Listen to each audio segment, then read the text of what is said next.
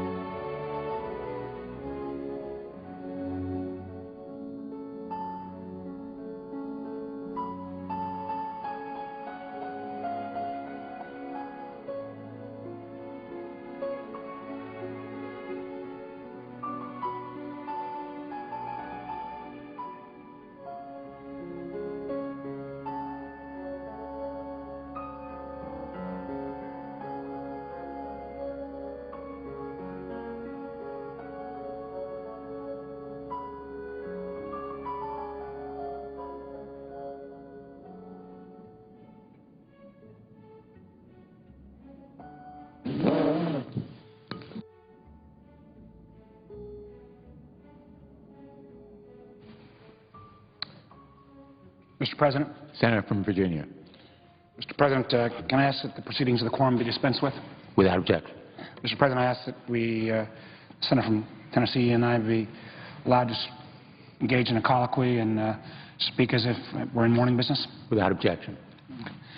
Mr. President, pleasure to be here today with my friend, the Senator from Tennessee, to talk about legislation that we and 8 and actually now 9 of our colleagues, bipartisan legislation that has been recently introduced to reform our housing finance system.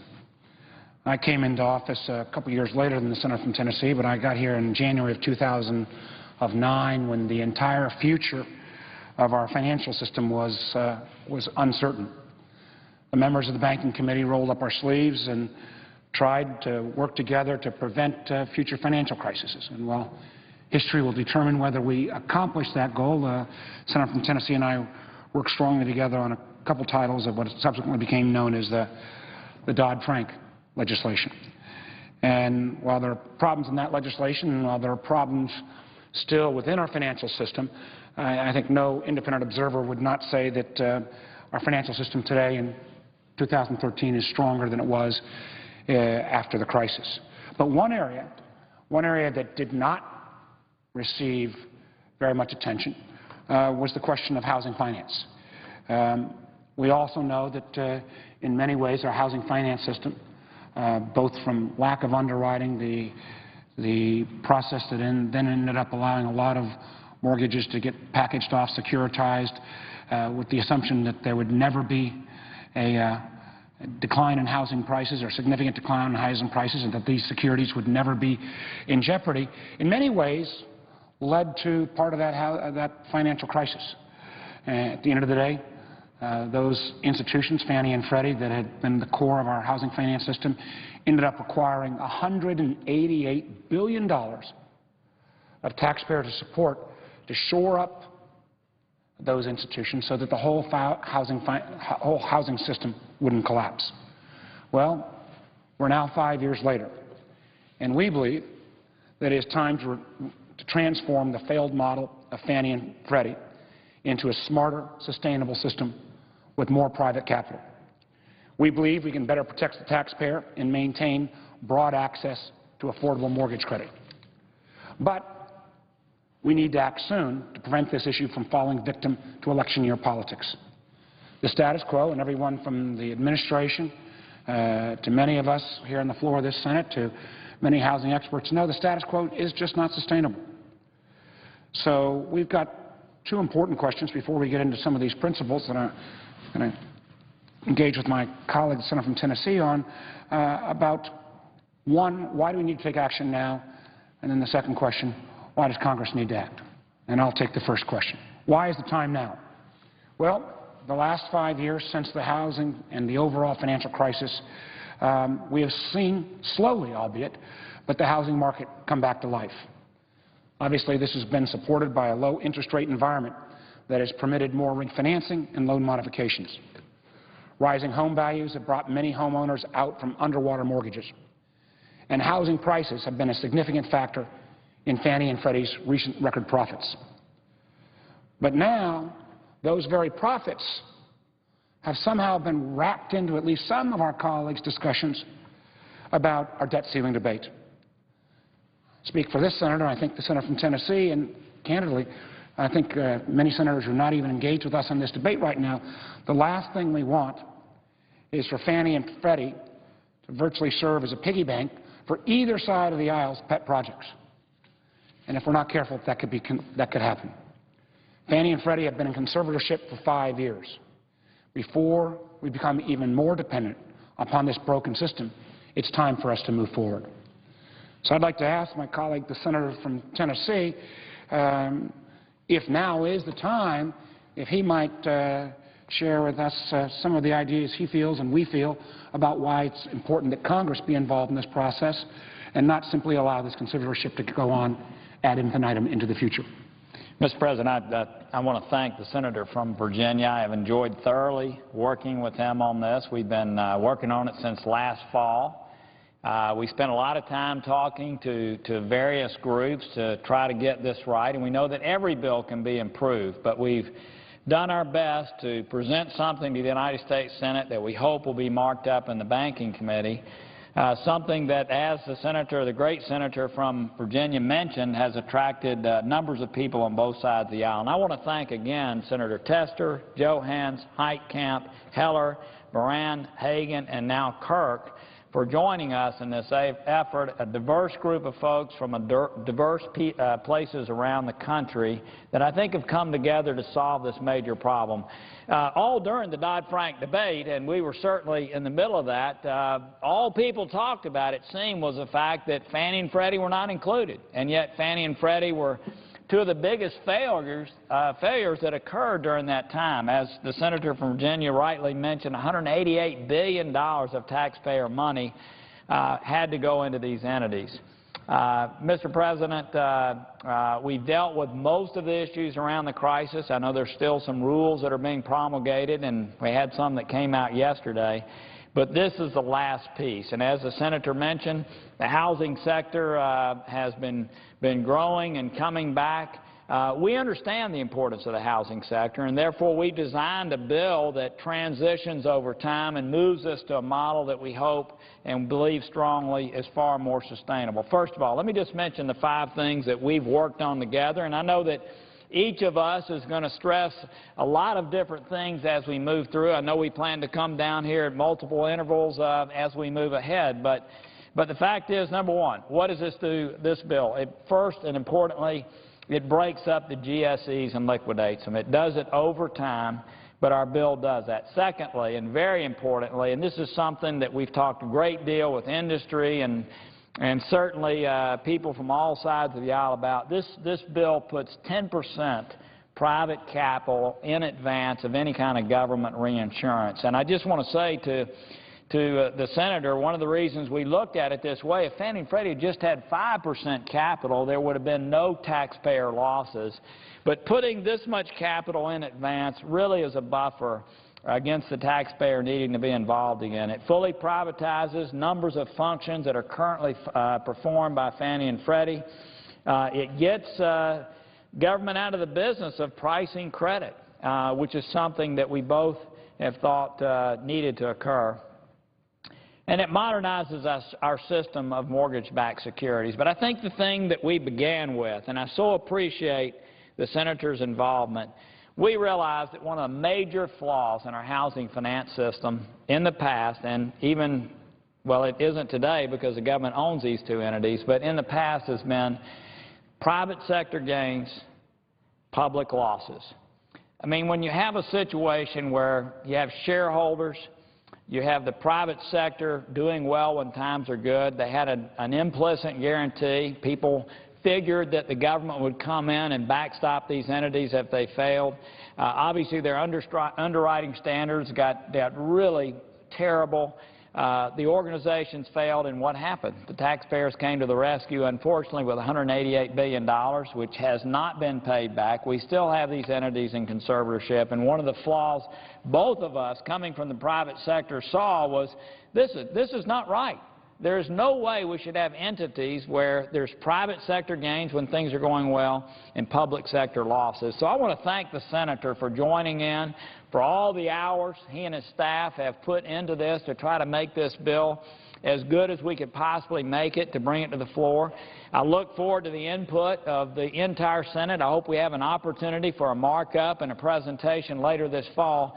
But I couldn't be more grateful for the senator and his efforts and his willingness to do this, and obviously his willingness to work hard to see this go across the finish line. Well, Mr. President, I want to return the same compliment to the senator from Tennessee. He brought a greater breadth of background in the housing finance and public finance sector than I did, but together, working with our other colleagues, I think we've all built together a series of critical points. And again, echoing what the senator from Tennessee said, you know, there's always ways to improve on legislation. But the first and foremost point was we need to make sure taxpayer protection. We need to make sure the taxpayers are fully repaid that $188 billion. We need to make sure as well, and we spent a great deal of time working with industry and others, that there continues to be broad access to market credit. One of the challenges I think that we both felt with Fannie and Freddie was there was not only a combination of a private sector gain, public sector loss with this kind of hybrid model, but layered on top of that, there was a social purpose. I, for one, believe very strongly we've got to make sure that there's affordable housing, that there's good access to market credit. But when you layer that on a quasi-private entity, as we did for years with Fannie and Freddie, you ended up where you weren't sure whether those entities were performing that necessary securitization and financing purpose to maintain the overall housing finance sector, or whether they were allowing certain loans that maybe shouldn't have gone into this process because of their social purpose. So we've said, well, we've got to make sure there is the appropriate private sector, taxpayer protection, private sector, 10% capital, very important. We also said, let's go ahead and split off that public sector role, clearly identify it, make it sure that those loans that get securitized, a small transaction fee, not a tax, small transaction fee is charged, and that those funds are set aside to promote that rental housing, access to credit, low-income housing. Have that audited, standalone, perform that important function. As we said as well, doing this, as the senator from Tennessee has mentioned, and he's been quite strong on this, we're going to make sure that the government role is clearly defined but much more limited. There are some who say we can do this totally on the private sector side.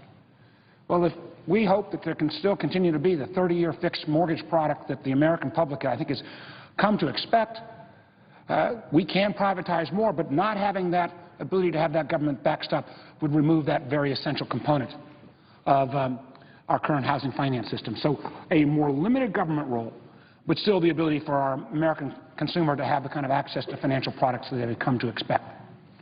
Again, as been mentioned, making sure that we expand private sector capital and make sure that they take care of that underwriting and credit assessment that, quite honestly, the old model didn't really provide.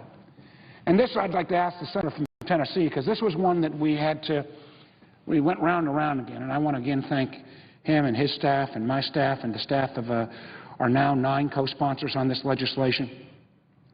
One of the things that was quite important to us was, if you're going to create this new model, how do we make sure that while we want more competition, private sector competition, while we want institutions to be able to go ahead and provide this important issuance and securitization function, how do we make sure that those small banks, that community-based bank or that credit union, that small bank in Knoxville or that small bank in Martinsville, Virginia, still gets access to the same kind of ability to issue mortgages, have those mortgages securitized, and not be at the disadvantage of some of the mega institutions. So I'd ask my colleague, the senator from Tennessee, Senator Corker, why don't you speak to that issue because it did take us a lot of work to try to get this right, and there may be even further refinement, but I think this is an area where, again, with the reaction we've seen from the credit unions, the community-based banks, I think we've made a great first step.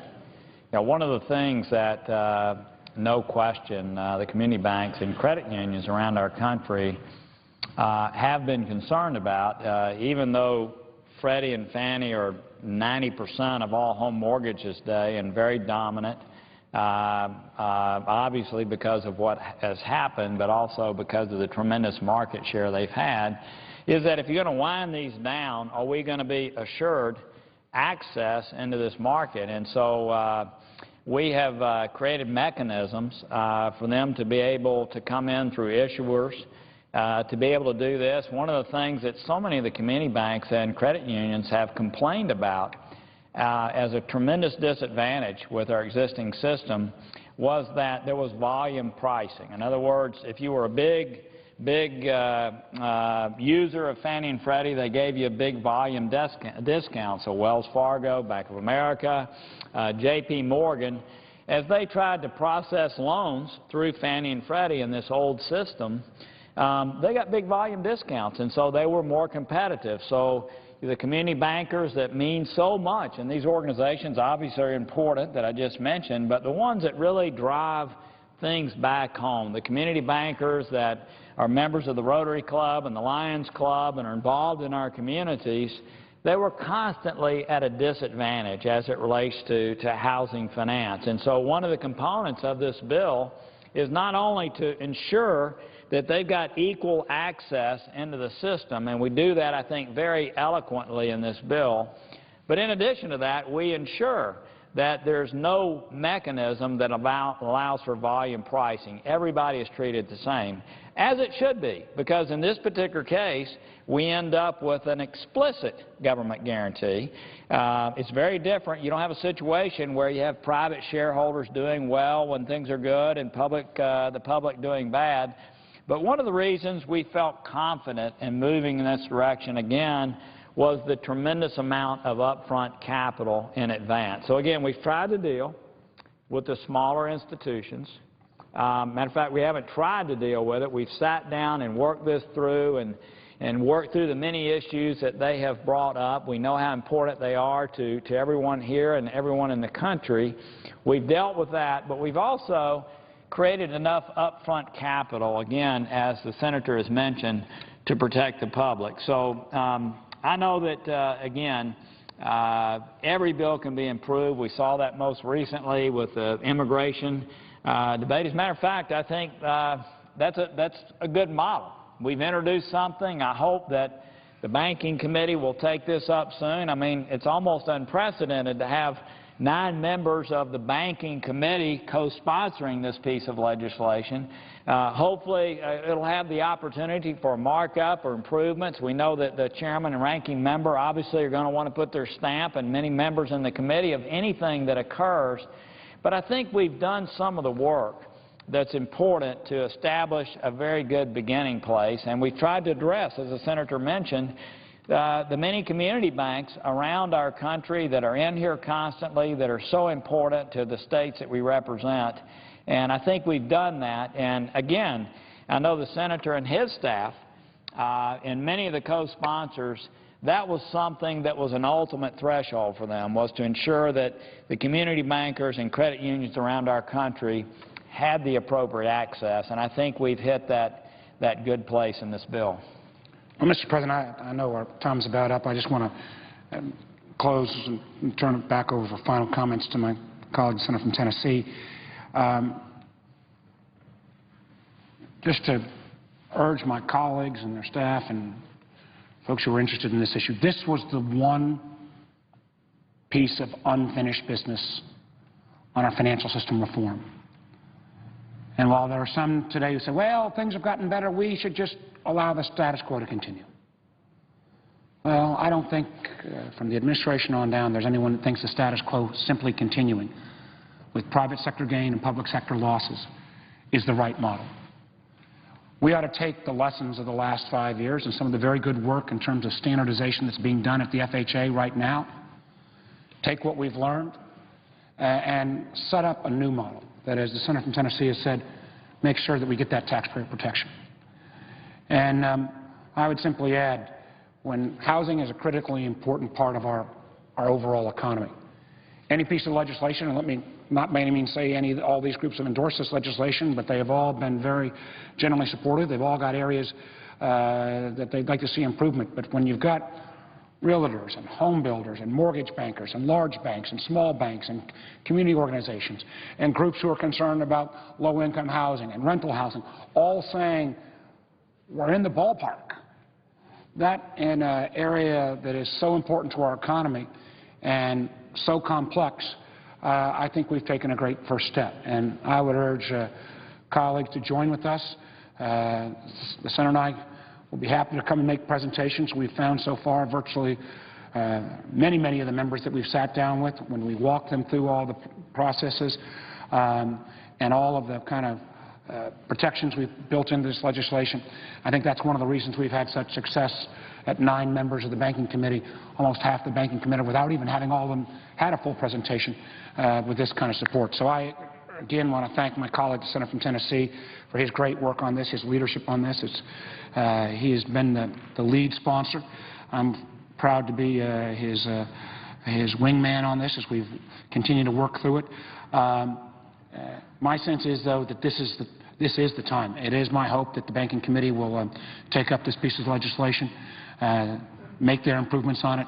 But it would be a huge mistake if, with interest rates at their kind of record low time, with this housing market coming back, with us putting in place a 5-year appropriate transition time, if not now, then when would it be right to do the kind of meaningful housing finance reform that I think so many experts across the ideological spectrum have all called for than now. So I look forward to working with my colleague and friend of the senator from Tennessee, thank him for his good work, and happy for him to close out our comments here today. Well, I want to thank the senator again for all the hours that have been spent. We realize, I think we both realize, this is a beginning point, meaning that there's a piece of legislation that has a lot of bipartisan support among really talented and wise members, excluding the two of us, and I thank them for, I thank them for joining in and helping make this bill better. Obviously, this is something that we think may be taken up sometime this fall, and I do hope we'll have the opportunity to make presentations to people throughout the Senate very, very soon. But I want to make 2 points. The senator from Virginia, because of his background, was probably more involved in the banking issues than most people here, because he brought a lot of background and expertise. I felt fortunate to be involved in some way during that time, and he and I both remember, and I hope the members of this body will remember back again, the big issue that people felt during that time was unaddressed were the two GSEs, Fannie and Freddie. And, candidly, it was a pretty complex undertaking. There was a lot of other things happening. That was a fair criticism. But at the same time, there was a lot being dealt with. Time's gone by now. The housing market has improved. We still haven't finished our work. And I think most people here understand that, gosh, this last crisis brought such hardship to so many people across this country. Trillions and trillions of dollars of household wealth went down the tube because we had a system that wasn't stable, a system that was making bets on things that it shouldn't have been making. It was excessive. As the senator has mentioned, between the regulators and some of the rules that have been passed, the system is stronger now. But we still have not dealt with this. And I would just ask my colleagues to consider later this year looking at something to finish that work so we could really shore up the housing market and do everything we can to keep that portion from happening again, because, again, we know how important the housing industry is to us. And then secondly, I would say, and I think the window's closing. Just for what it's worth, there are a lot of people throughout our country that have a stake, a personal stake, in trying to keep the status quo in place, to try to keep a situation where we have, again, private shareholders who the public believes has the government standing behind it, and no matter what they do, they're going to be bailed out or whatever in conservatorship. And people have made, people are beginning to see that maybe, even though these entities haven't paid back a single dime yet, they haven't reduced the $188 billion, not one penny of capital or indebtedness has been returned. Certainly there have been dividend payments. But people are coming out of the woodwork now to try to reinforce the old system. And I know that next year we're going to be moving into an election cycle again. It happens every 2 years around here. We've had a pretty productive year this year so far. I'm really proud of a lot of the work that the Senate has done. This is a big and important piece of work, as we've mentioned, that's undone. The timing is right because of a lot of forces out there that, again, would like to keep the status quo. And I want to again thank the senator from Virginia for his thoughtfulness, for the other members who have co-sponsored this and gone through a really complex issue and I think come up with a very elegant solution to this problem. And I hope we'll have the opportunity to work together to actually do something again that makes our country stronger and causes our housing finance system, which is so important to our economy, to be more sustainable. So I thank the Senator. I look forward to coming down to the floor with him again and continuing the many meetings we're having with senators on both sides of the aisle and hopefully helping, with a lot of other people's input, helping come up with a solution that the entire body addresses. Okay? Thank you. I yield the floor and notice the lack of a quorum. Clerk will call the roll.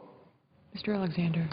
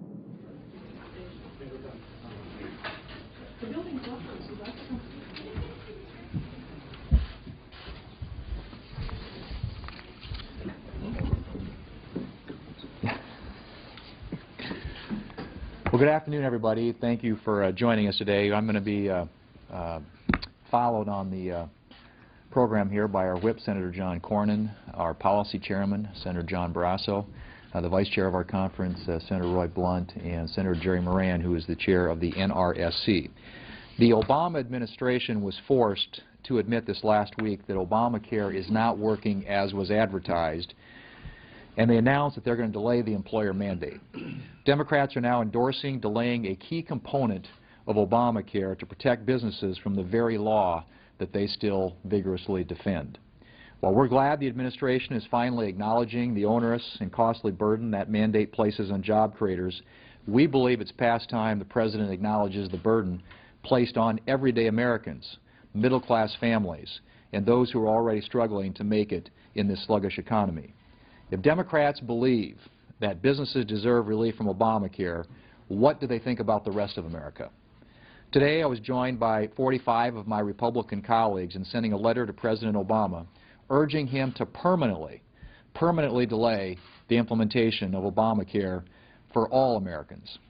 Obamacare continues to crush jobs and growth, and it's far past time for the administration to start listening to the concerns of Americans who are struggling under the weight of more taxes, higher premiums, and less opportunity.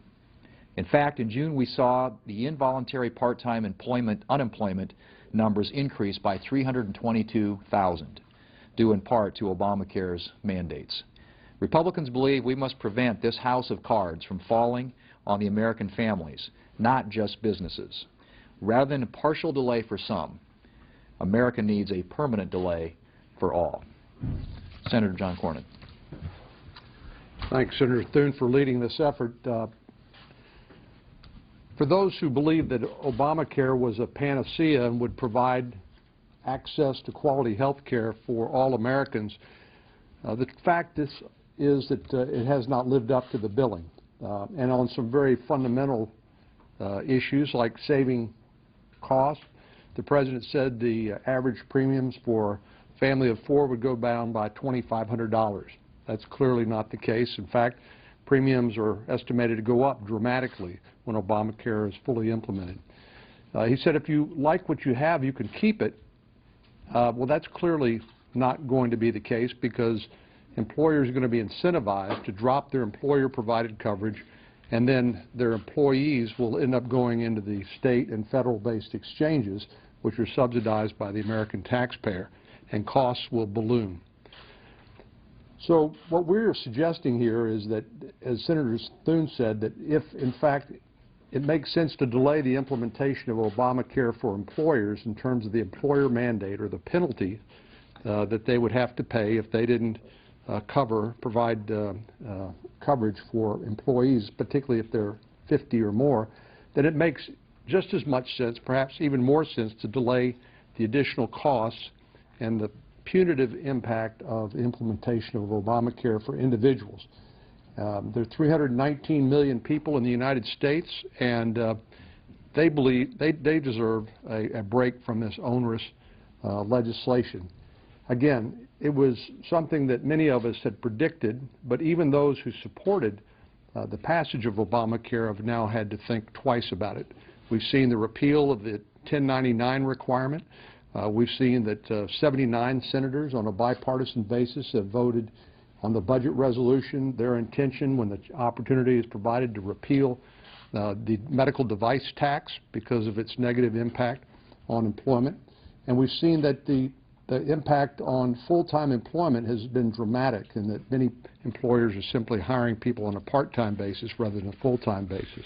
And finally, that the participation rate, the number of people actually participating in jobs, labor participation rate, is at a 30-year low. So this has had a negative impact. Some might say an unintended impact. Others would say a predictable impact, but one that demands, I believe, that the administration delay the implementation of this onerous legislation for a year at least on consumers, and that's why I'm here to supporting Senator Thune's initiative. The reason that we actually wanted to work on health care reform, and it was something that as somebody who had practiced medicine for over 25 years I was very concerned about, was the cost of care. That's what the American people were looking for in health care reform, dealing with the cost of care. That was one of the President's original promises, that the cost of people's insurance would drop for a family by $2,500, and that within his first year, within his first term as President. And instead what we're seeing is the price has gone up significantly. And then this past Friday, on July the 5th, they've come out with 606 more pages of regulations.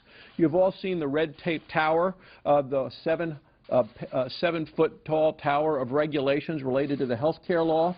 Well, now they've added another 606 pages. And you know what it's going to do? It's going to continue to raise the cost of care for families, the cost of insurance for families. And that's what the American people are finding. That's what they believe. And, you know, the worst part of it is they believe it's going to lessen the quality of their own care. You have, for every one person that thinks that this health care law is going to help them, 2 people believe it's going to hurt them in terms of their cost and the quality of the care. And that's why this health care law continues to be unworkable. And I'll tell you that as a doctor. It continues to be unaffordable, and it is very, very unpopular. So the law is unraveling, and one of the threads to that was the President and the delay of a year that was announced, but that was just for the business component of it. We need to extend that delay also for every individual, so they don't have to live under the mandates of the President's health care law. We need to get back to the fundamentals of what we were looking for in health care reform, which was what people wanted, which was the care that they need from a doctor that they choose at a lower cost. Those promises by the President have been broken. That's why we need to repeal the health care law and build in a step-by-step way the solutions that will get the American people what they're looking for in health care reform. Yeah, I think it's particularly interesting that so many of the president's advocates have talked about what a brilliant thing this is to put this off until after the 2014 elections. If this road to the new health care plan that the president signed into law 3.5 years ago is such a good road to go down, why wouldn't you want voters to know about it? 3.5 years, almost no regulations issued before the election in 2012, and as soon as the election's over, within 90 days or so, there are 20,000 pages of regulations. Again, if this is such a good thing, why not let people know about it before the election, not after? And then advocate after advocate of the president's position in the last few days have said, politically brilliant, put this off, have the election in 2014 without people knowing any more than they have to know about the new path we're on in health care. You know, it's clearly a path that's not working. One thing after another discarded. The long-term care provision, the so-called Class Act. I don't even remember when Secretary Sebelius said this won't work, but I do remember those of us who were opposed to it said it wouldn't work when the bill was being debated. They didn't even try to implement that, even though the law says that's part of the law. The law also says that the employer provisions will go into effect January 1, 2015, and they say, or next year, and they say no, we're not going to do that. The small business exchanges, no, we can't get that ready by the date we're supposed to have that ready. That'll be another year. 3.5 years ago, the law was signed into effect. 3.5 years ago, executing the law became the responsibility of the President of the United States. Now, every single election, we say, well, we really can't put this information out there, or we really can't fulfill this part of the legal requirement until sometime after people have voted again. They obviously don't think people are going to like this when they see it. If they thought people were going to like it, it'd be out there. And, you know, the other thing besides waiving the employer requirement is they waived the income verification requirement. You all remember that up to 400% of poverty, you get some assistance in buying your individual insurance, but now you self-verify what your income is. There's no way that's a reasonable way to ask people to qualify for a new benefit. That you say what you think your income is going to be with no way to verify that. In many ways, that may even be a bigger announcement that was made at the same time than the announcement that employers don't have to comply. Our view is nobody should have to comply with this flawed law until it's dramatically improved or we find a better course to go down. Senator Thune's letter that calls for a permanent delay is the right thing to do. Let's get started again. Let's make the best health care system in the world work better, rather than head down a path that apparently the administration doesn't want voters to know before any given election where that path takes us. That's right. Jerry Moran. Thank you all for joining us this afternoon, and I appreciate the comments of my colleagues. In part, I'm here in the capacity as the ranking Republican on the Labor, Health, and Education Appropriations Subcommittee. Fortuitously, we mark up that bill in full committee tomorrow. Among a series of amendments that I will offer to that bill are two that I wanted to talk about today. One, I will offer an amendment to no money can be used to enforce the mandate on business within the Affordable Care Act. And two, I will offer an amendment that says no money can be spent in this bill to enforce the individual mandate under the Affordable Care Act. First of all, we ought to give the opportunity for folks to weigh in on the President's decision to delay the business aspect of the mandate. And secondly, if businesses are going to receive relief from this onerous, record-keeping, time-consuming uncertainty, then individual families, our constituents, the folks back home, ought to have that same opportunity. So delaying the implementation of the business mandate ought to be accompanied by a delay of the individual mandate. And in fact, because of the President's decision, the administration's decision to delay the business mandate, because they admit it is unworkable, it creates greater complications for individuals who are trying to make decisions about having to comply with the individual mandate. It was mentioned that the self-verification, no question but what it creates a significant increase in the opportunity for fraud and abuse within the system, that people announce what their income is to determine whether or not they receive and how much of a subsidy they receive. There will be more individuals who will need to comply with the individual mandate because there will be fewer businesses providing insurance for their employees. Premiums will increase, so insurance will become more expensive as a result of the decision to delay the business mandate. And exchanges, according to the Government Accounting Office, will not be up and running in time for individuals to access insurance through the exchanges.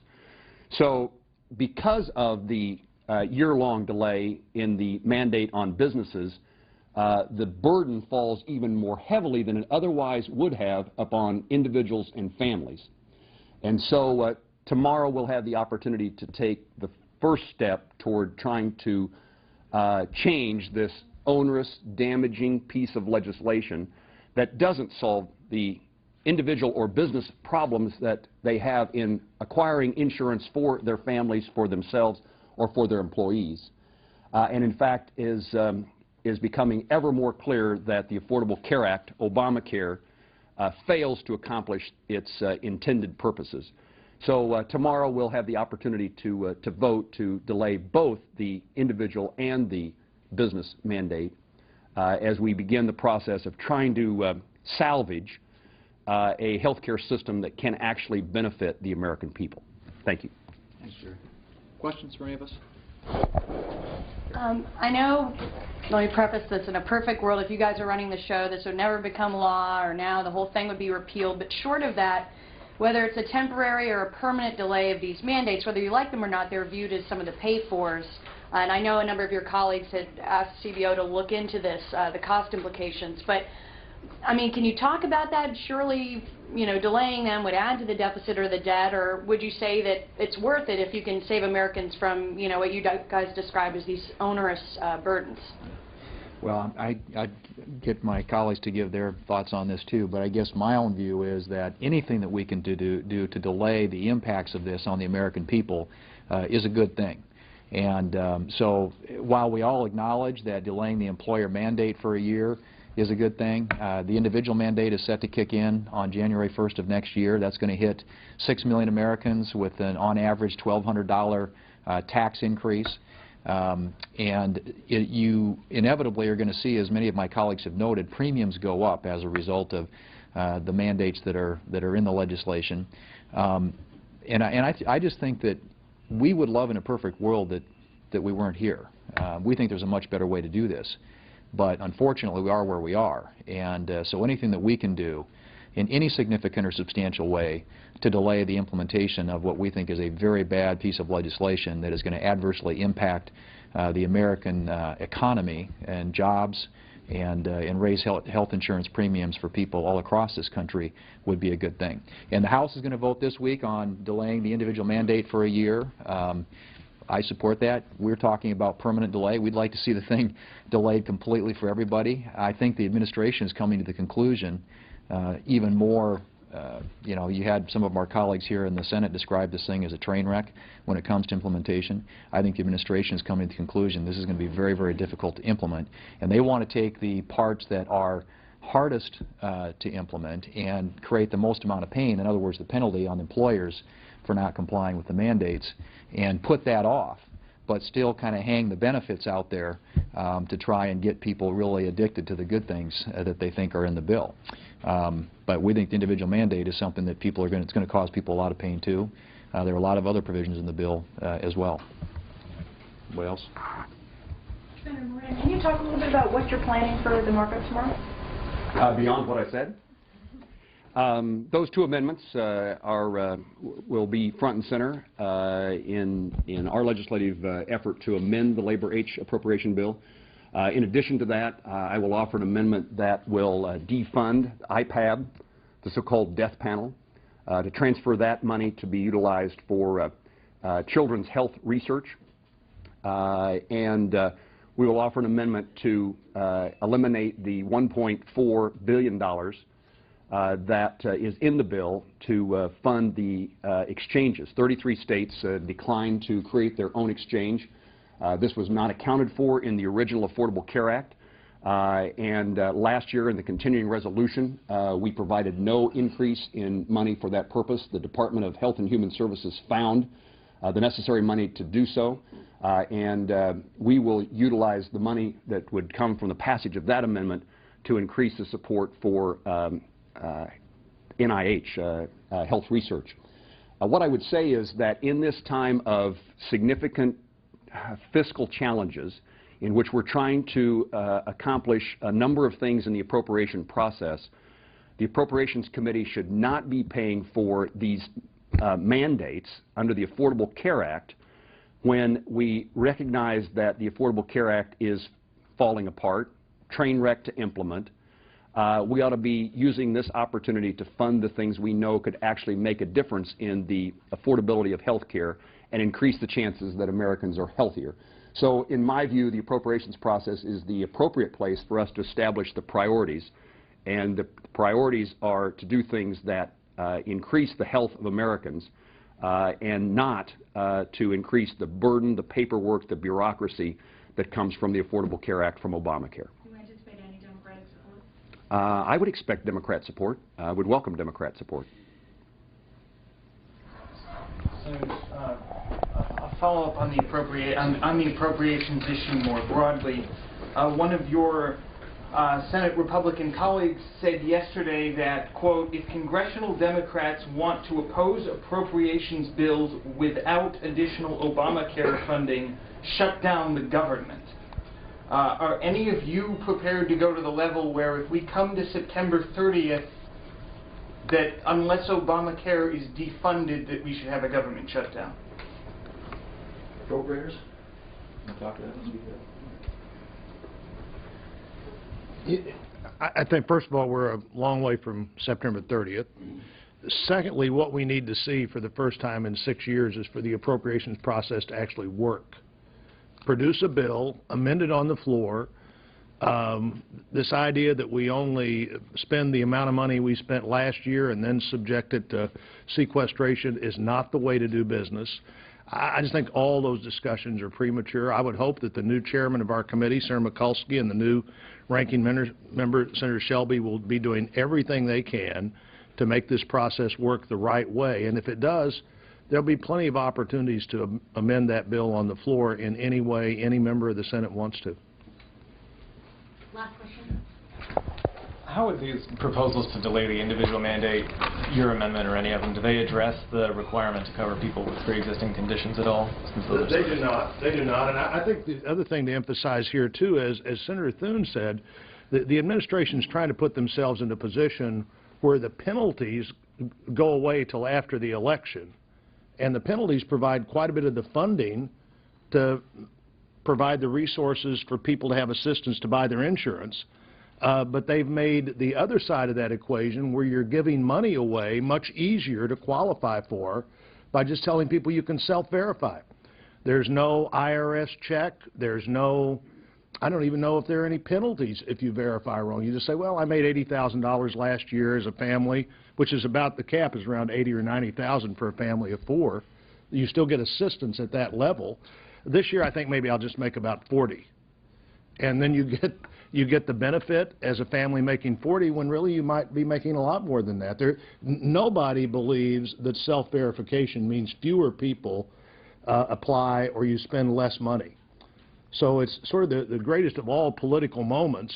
You try to eliminate the penalties and you try to do everything you can to exaggerate the amount of taxpayer dollars that go to people who want to self-verify their income and buy insurance. But none of these proposals would deal with the crux of pre-existing conditions or any. We think we should actually suspend this bill. There are too many parts of this that now don't work. It's like trying to ride a bicycle with one wheel. And there may be a few people that are pretty good at that, but not very many people are very good at that.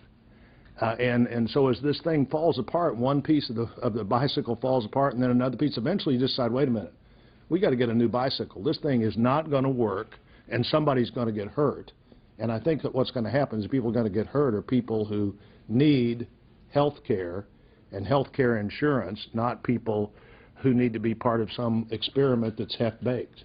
And if it did get repealed or delayed, permanently delayed, there are ways in which you can deal with the issue of pre-existing conditions, and we acknowledge that. That's an issue that would have to be dealt with. And there are good, we've got good solutions out there, Republican solutions to that. Thank you. Thank you all very much.